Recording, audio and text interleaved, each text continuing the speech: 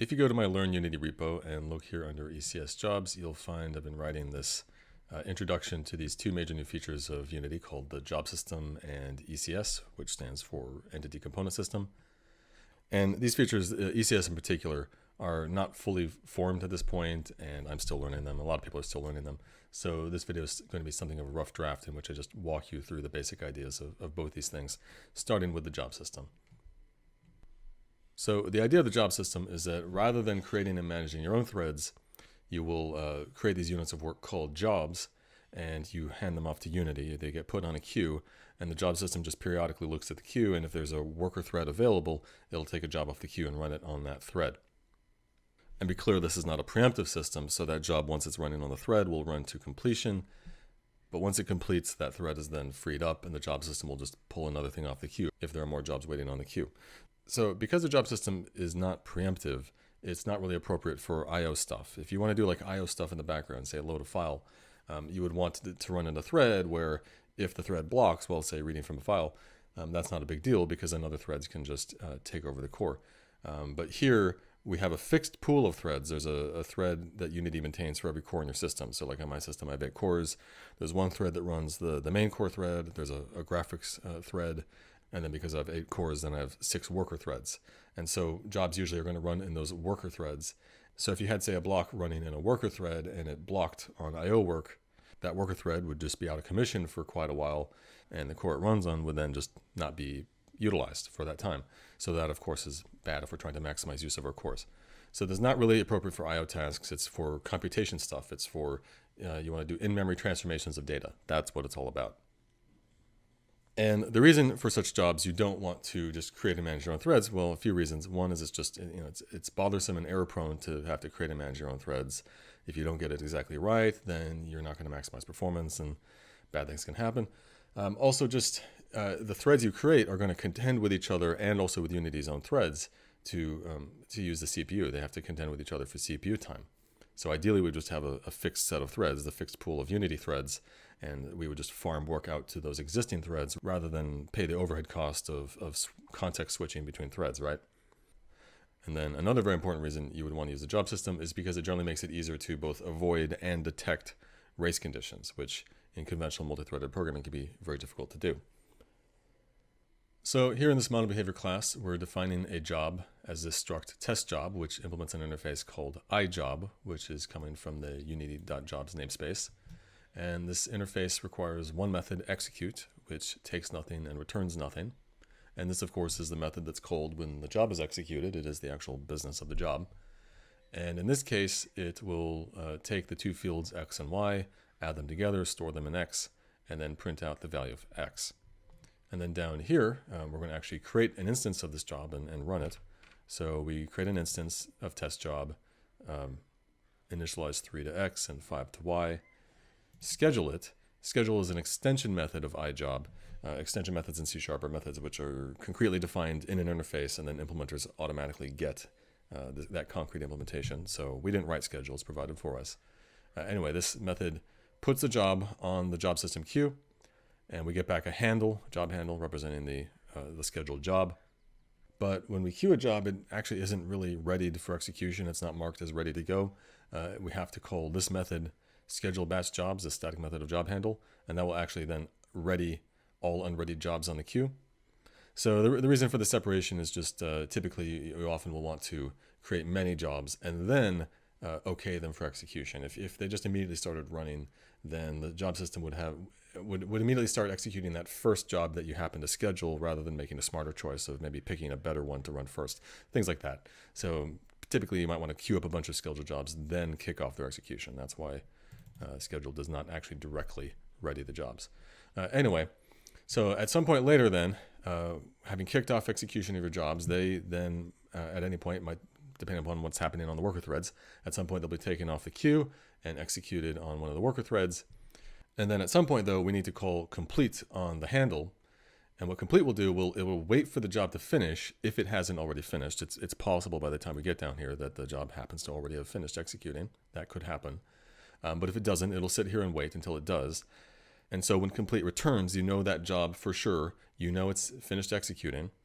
And complete also removes internal references to the job. So it cleans up resources. So that's why you want to call complete, both to remove all internal references to a scheduled job, but also there's that point in your logic where you want to make sure that for sure past this point, that thing I scheduled earlier has completed.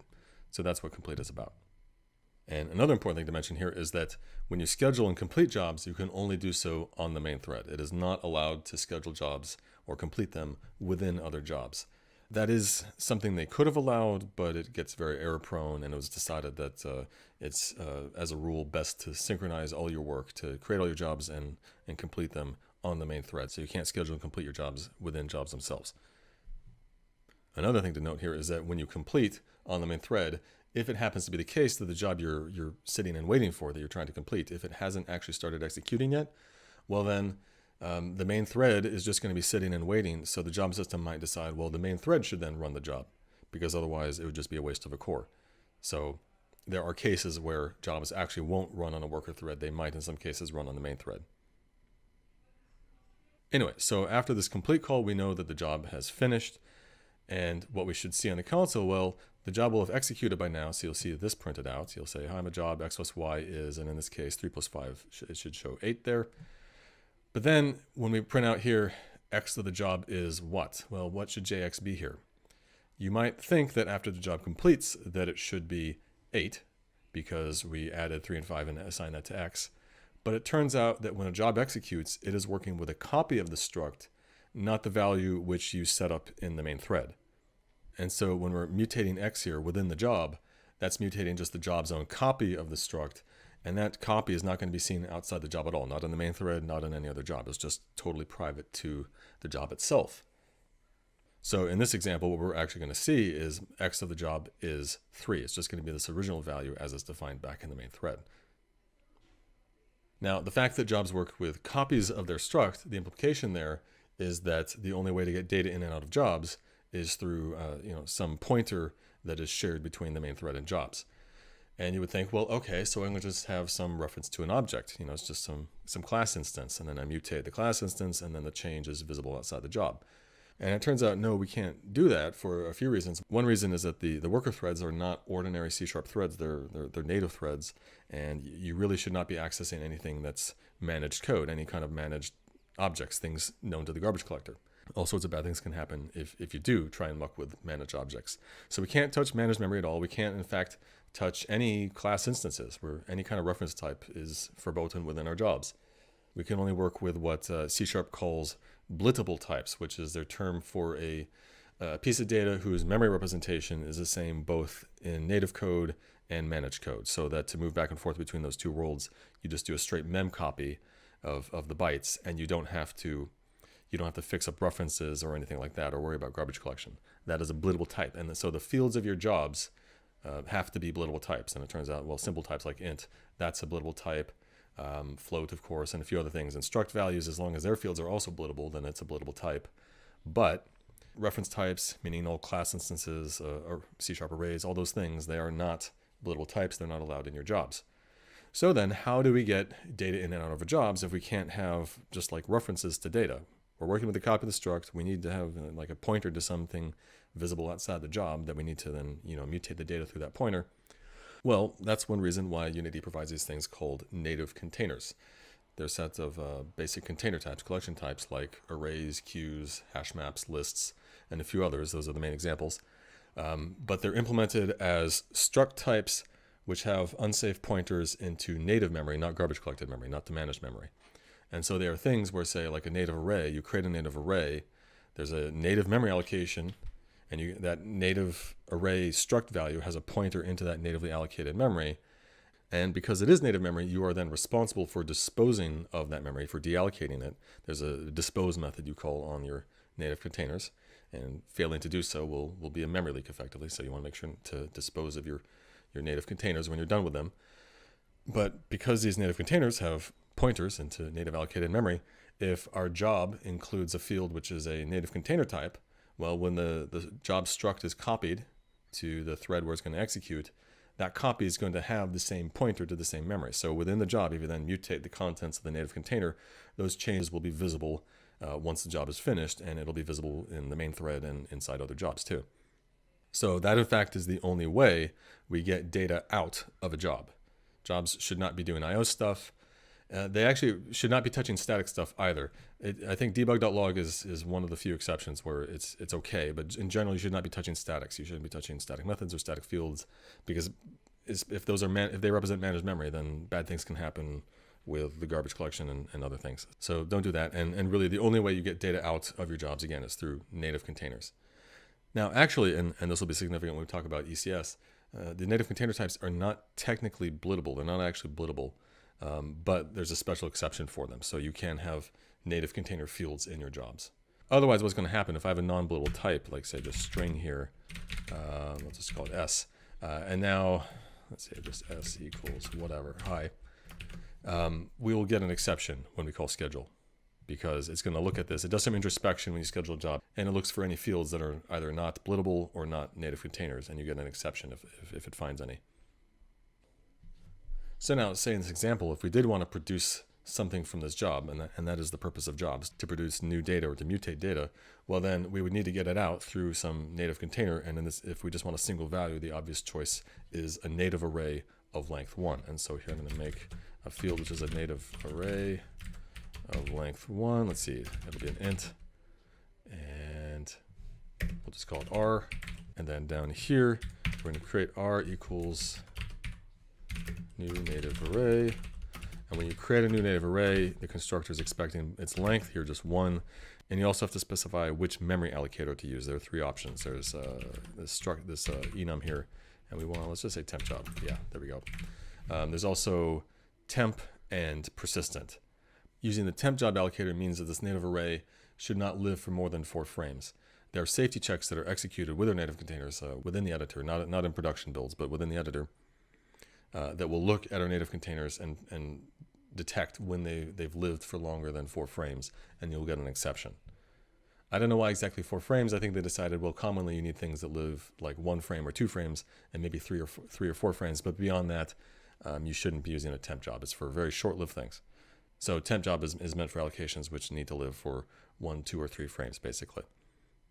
There's also the persistent allocator, which is for just indefinite lifetimes, things that may live for many frames, and there's no time schedule to when they need to be deallocated. There's no safety checks to make sure, hey, you must have disposed of this by now. But the persistent allocator is basically just a wrapper for malloc, so it's less efficient. Temp job uses a more efficient strategy. And then the third allocator is called temp, not temp job, just temp. And that's a faster allocator, but it's for things that only live within that single frame. And so generally when you use temp, they're for things which you will immediately dispose of within that same method. Anyway, so in this example, having created a native array, we need to make sure it gets disposed of when it's no longer needed. So I'll do so here after the job completes. Let's see, it's now j.r, and then dispose is the method. Okay, so that's us getting rid of the array.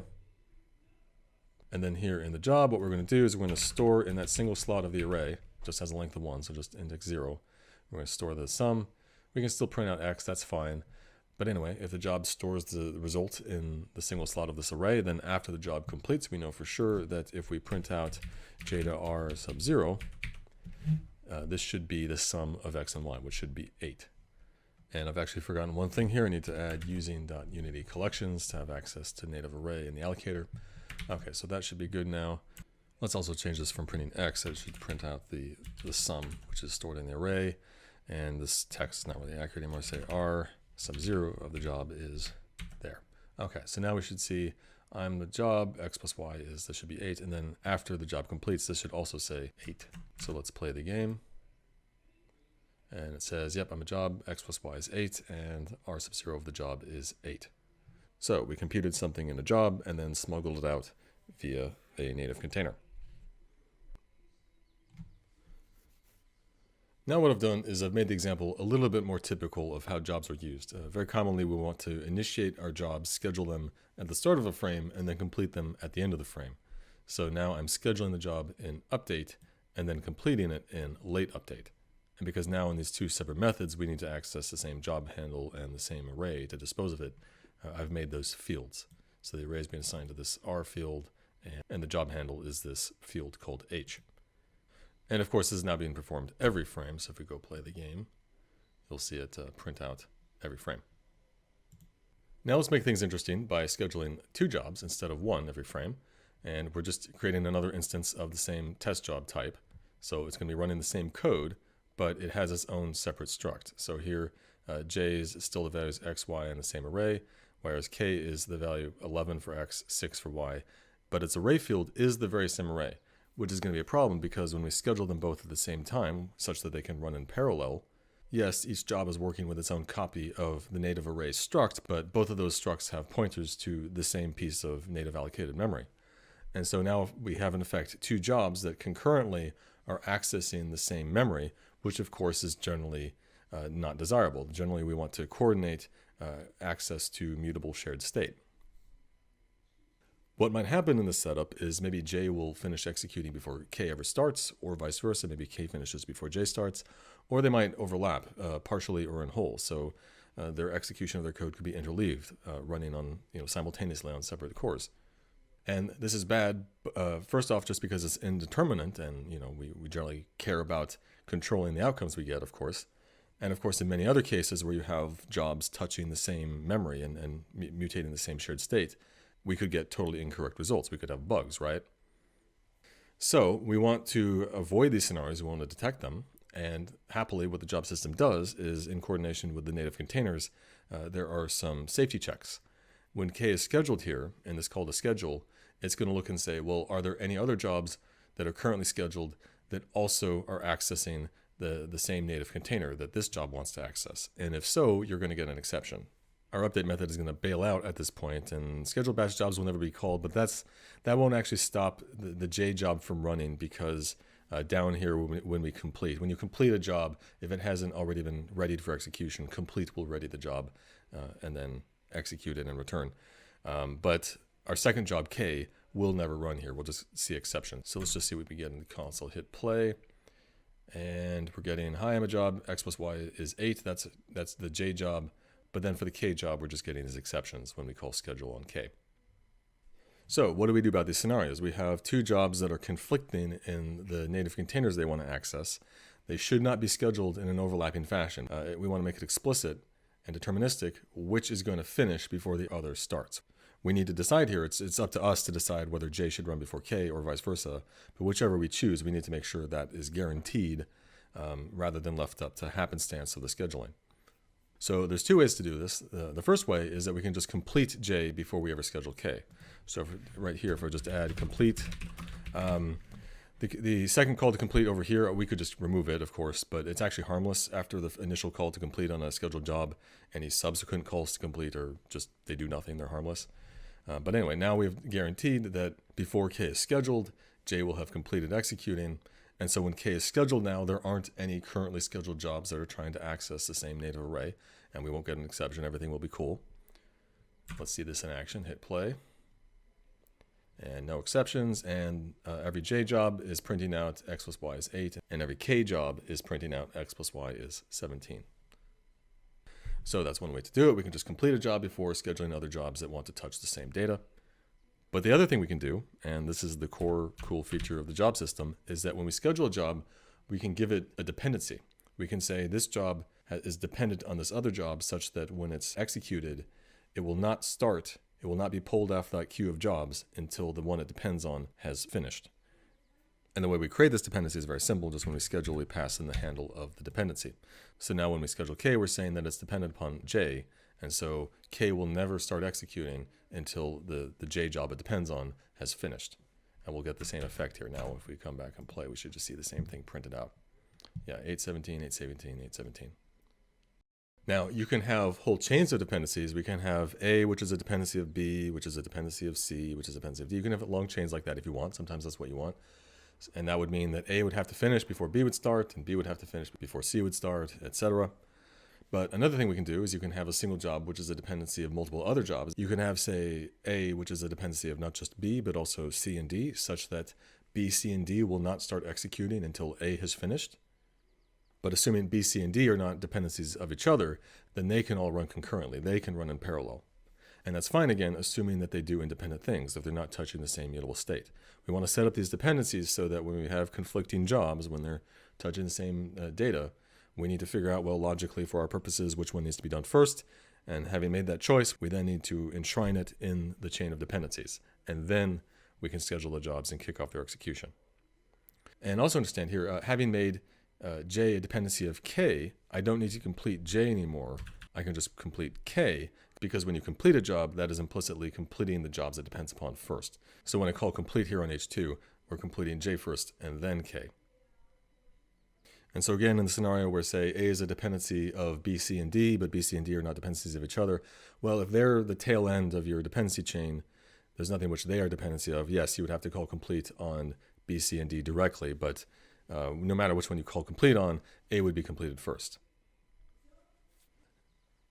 And lastly, one more thing we can do is we can have a single job depend upon multiple other jobs directly. So instead of having a linear chain, we could have, say, that A, B, and C are all directly dependencies of a fourth job, D. And so D would not start executing until A, B, and C have all finished executing, though they, respective to each other, can run in parallel. They don't have to wait for each other. But only once they've all finished will D start executing. That's what that would mean. And the way we achieve that is there's a method called, it's a job handle dot combined dependencies. There we go. And it has 3 overloads. One takes 2 job handles, and you get back this other job handle, which I'll call combined.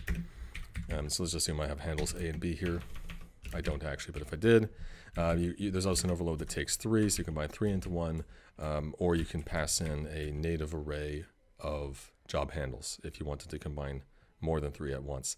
And anyway, so however many we pass in, whatever handles we pass in, they can get combined into one logical handle. And now having got this combined handle, what I could do is I'm scheduling some other job. Let's just say some other job here. And I schedule it and I pass in combined as the handle. And then this other job would directly depend upon everything combined together into this one job handle.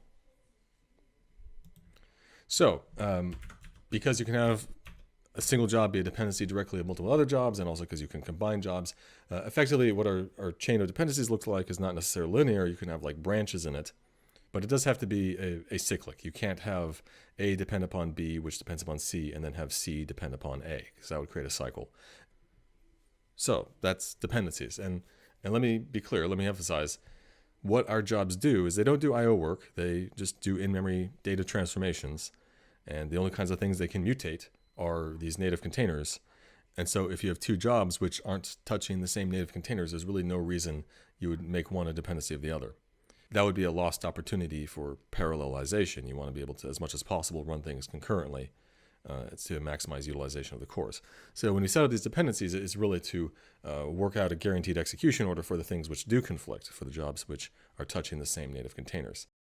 I should be clear here, this is a very silly, totally artificial example that doesn't really actually make any sense, because in the first job, we're mutating this array, the single slot of this array, which is then clobbered in the second job. So effectively, we're never utilizing the result of the first job. So it's a very arbitrary example, but it does demonstrate the rules of the system. So again, within the editor, when you play your game, there are safety checks performed when you schedule jobs to make sure that there's no conflict with any already scheduled job in how it accesses any native container. And if there is a conflict, you will get an error in the console. But there's also a safety check performed anytime you access a native container in the main thread to check if it's in use by any currently scheduled job.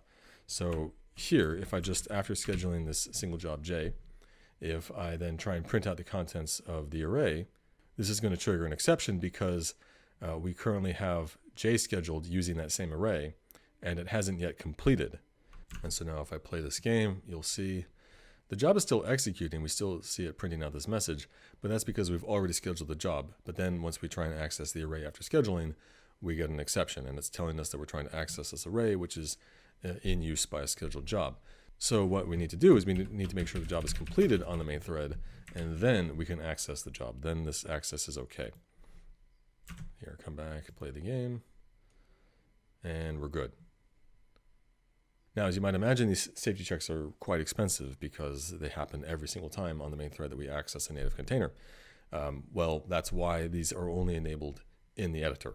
They're not enabled within production. So if I were to come here and actually build my game and play the build version, these safety checks would not be performed.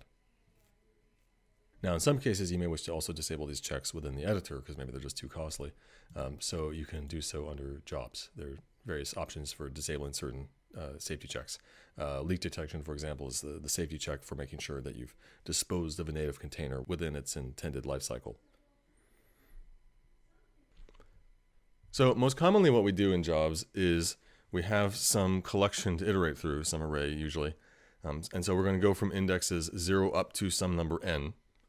And often then what would be nice to be able to do is to split that loop of iterating from 0 to some number n into subranges where those subranges can be processed automatically in their own separate jobs.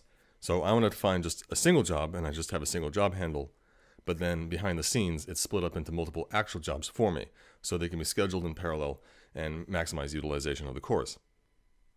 That's why we have iJob parallel for, which is like iJob, but the execute method takes in an index, and so this represents just the work for one iteration of that logical loop. But then when we schedule the job down here, we specify first some number of iterations to perform, and then we specify an advisory batch size. So this first number determines the total number of calls to execute that will be performed in this job. But the second number is advising the job system, if you're going to split this up into subranges, how large should those subranges be? But this is just an advisory number, so the job system in some cases may decide otherwise. Anyway, so concretely here in this example, this job has an array, and then each time through the array, we're taking the value at each index and multiplying it by 100 and then storing that back in that index to the array. In the update here, we create the array, giving it a length of 10. Let me make that bigger so the example will make more sense there. 100, that's better. And then we're iterating through the array and assigning at each index the number which is the index itself. So index 0 will have value 0, index 1 will have value 1, etc. Anyway, so we're setting up the job, scheduling it, specifying that we need to iterate 100 times. So execute will be called in this job 100 times, first with index 0, then 1, then 2, then 3, then 4, etc., all the way up to and through 99. And we're specifying a batch size of 32, so most likely what the job system will do is then have one actual job which covers indexes 0 through 31, another that covers indexes 32 through 63, and a third that covers 64 through 95. And then you get that one last job, which of course is a remainder, so it has to be just 4 indexes, not 32. And so it'll just do indexes, let's see, 96 through 99. So we'll probably in this case get 4 actual jobs that get scheduled, and they can all run in parallel. But of course, only once they're all completed will this logical job, the thing I have the handle to here, only then will it be considered finished. And if you're worried that this sounds like a lot of method call overhead, because we're calling execute 100 times, yes, but almost certainly the compiler will inline the calls to execute. So each batch has a loop going over some subrange, and in that you have the call to execute, but almost certainly the compiler will inline that call. So I think in practice, you probably won't ever pay really the cost of all these separate execute calls. Anyway, so we have our job scheduled, we have the single handle to it, we kick off execution of all jobs on the queue, and then in our late update, we're going to complete that job, which of course is going to wait for however many jobs this gets split up into, whether it's 4 actual jobs or some other number. They will all have to finish before the job will be considered complete. And then once it's done, we can print out here the value of, in this case, let's see, R subscript 5. That would be 5 times 100, so it should be 500. We should see the value of 500 printed out. And so let's see that in action here. Let's see if we get 500. Play the game. And yep, it's printing out 500 every frame. Value of R5 is 500. So that's iJob parallel for. You're probably wondering, how big should my batch sizes be? Well, if your jobs do very little work, a good typical size is something like 32 or 64, nice powers of 2. And then if your job, each execute, does a really significant amount of work, very often you may just want to specify a batch size of 1. The trade-off here is that the smaller the batch size, the more overhead in terms of the number of actual jobs that get managed and all the associated scheduling overhead there. But on the other hand, if they're doing each a substantial amount of work, you want to maximize parallelization of all these different jobs, and that will tend to lead to the maximal core utilization. On the other hand, if you're doing very little work per job, like in this case, you generally want a larger batch size, 32 or 64 or something like that, because in those cases, it's probably not worth it really to pay the overhead of having a bunch of actual jobs to manage within the scheduler.